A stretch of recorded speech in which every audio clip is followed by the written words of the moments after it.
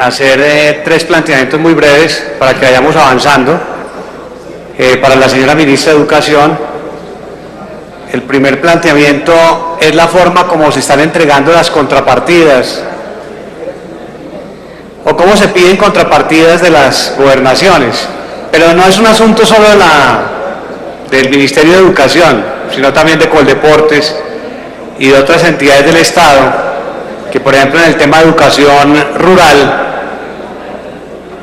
digamos, dicen, bueno, para infraestructura educativa vamos a hacer inversiones por 10.000 millones de pesos o 20.000 millones de pesos y pues vamos a hacer la inversión donde haya una gobernación que aporte una contrapartida importante, la gobernación que más aporte, entonces allá hacemos la inversión y casi siempre la contrapartida más grande, por ejemplo en un proyecto de 20.000 millones, la contrapartida es de 2.000 millones.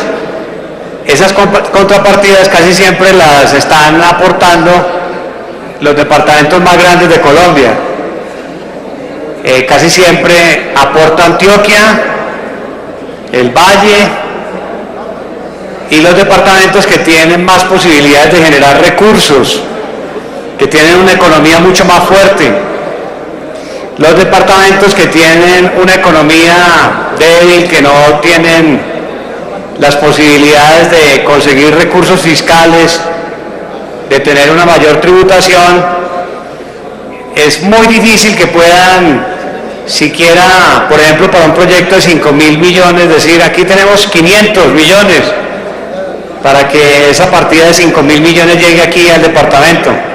Es muy difícil, entonces la mayoría de proyectos están quedándose en los departamentos grandes del país. Eso, no, repito, no lo está haciendo solo el Ministerio de Educación, sino que es una política del gobierno nacional. Yo le hago un llamado al gobierno para que replantee esa forma de distribución de recursos, porque me parece que es inequitativa. Precisamente el gobierno Santos se ha comprometido en luchar contra la pobreza y se ha comprometido en promover justicia. Y la justicia está relacionada con la equidad, y la equidad consiste en darle un tratamiento diferencial, en este caso, a todos los departamentos de Colombia. Hay unos departamentos que son pobres, que no tienen cómo entrar a financiar esas contrapartidas y se están quedando sin la inversión de carácter nacional. Esto en el tema de educación rural se siente muchísimo. Entonces, por ejemplo, el doctor Sergio Fajardo, él dice, yo estoy haciendo mi revolución educativa. Claro, él la puede hacer, porque él tiene cómo financiarla y él tiene cómo entrar a ganar, a presentar contrapartidas y a jalonar recursos de la nación. Pero hay otros departamentos de Colombia que no tienen un peso para poder jalonar recursos ni proyectos, y ahí vienen todos los vacíos que se presentan hoy en día en cobertura en materia educativa.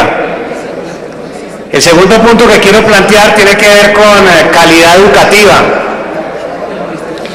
El compromiso de la ministra de Educación ha sido muy grande en este tema. Yo tengo que reconocer públicamente todo el esfuerzo que hizo la señora ministra ahora en el departamento del Caquetá, con un paro muy grande de varios días, de más de 10 días, que se organizó allí en el departamento del Caquetá por parte de los docentes, y pues gracias a la mediación de la señora ministra de Educación y el gobierno nacional se logró avanzar en una solución, pero esa solución es probable que tenga que ver con un problema estructural que se esté presentando en Colombia, con el tema de los profesores, con el tema de los maestros.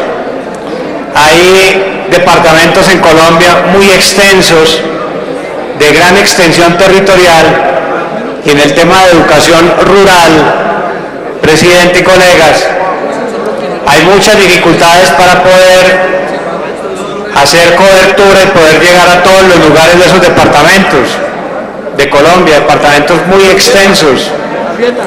Entonces, el mecanismo que hoy en día opera en Colombia para poder enviar profesores y docentes a esos lugares o a esos departamentos que son, digamos, muy extensos en materia territorial, es a través de un mecanismo que se llama el mecanismo de los oferentes y de la contratación. Y estos oferentes se encargan de hacer contratos para vincular profesores, pero esa vinculación por contrato es muy engorrosa, muy demorada, y por ejemplo a comienzos de año se demoran en solo trámites por lo menos un mes y medio. Entonces los niños, los educandos, se quedan sin la posibilidad de contar con un profesor durante mes y medio. Mientras va avanzando, ya digamos el calendario escolar de la mayoría de educandos en Colombia, en esos territorios alejados, los niños todavía no comienzan a estudiar porque los oferentes están haciendo todos los trámites de contratación y ahí se va, repito, por lo menos un mes y medio. Cuando está finalizando el año, entonces también termina el contrato que hizo el oferente con cada uno de estos maestros y docentes, y los maestros salen de esas regiones y otra vez vuelve y juega a ver cómo y a quién van a contratar. Y hay lugares de Colombia donde hay muchos problemas de seguridad, y aceptar en esas comunidades un profesor es algo complicado que demanda tiempo, de modo que durante ese año se adapta a ese medio social y alcanza credibilidad y confianza ese docente, pero al finalizar el año retorna a su lugar de origen y comienza de nuevo el proceso. Llega un nuevo maestro en febrero o en marzo, que no conoce el territorio, que nadie lo conoce allí, que muchas veces el ambiente es hostil, que no conoce los niños, que no conoce cómo es el programa educativo, y eso genera una perturbación, un trastorno, una discontinuidad en la prestación del servicio educativo, y es una amenaza latente a la calidad educativa. Como quiera que el compromiso de la señora ministra de Educación es fortalecer el tema de calidad, yo hago una invitación, y esa es la segunda propuesta, a que en Colombia se impulse decididamente una política en los departamentos que sean extensos territorialmente, de ampliación de plantas, de personal, y que no se acuda al mecanismo de la vinculación por contrato. El tercer punto, para finalizar, presidente, tiene que ver con la inversión que hace el Ministerio de Educación en materia de educación rural, en infraestructura. Hay departamentos de Colombia en los cuales los porcentajes son altísimos, las escuelas no están debidamente tituladas, no tienen títulos. Se han construido las escuelas rurales, pero los territorios donde están funcionando esas escuelas rurales no se sabe quién son. A raíz de esa situación, el Ministerio de Educación no puede invertir un peso en esas escuelas. Son escuelas que están muy deterioradas, son escuelas que amenazan ruina, son escuelas que ponen en peligro, en riesgo a los niños y a las niñas de Colombia, en los sectores rurales, lejanos, en sectores de la periferia de nuestro país, en donde se está viviendo esa situación dramática.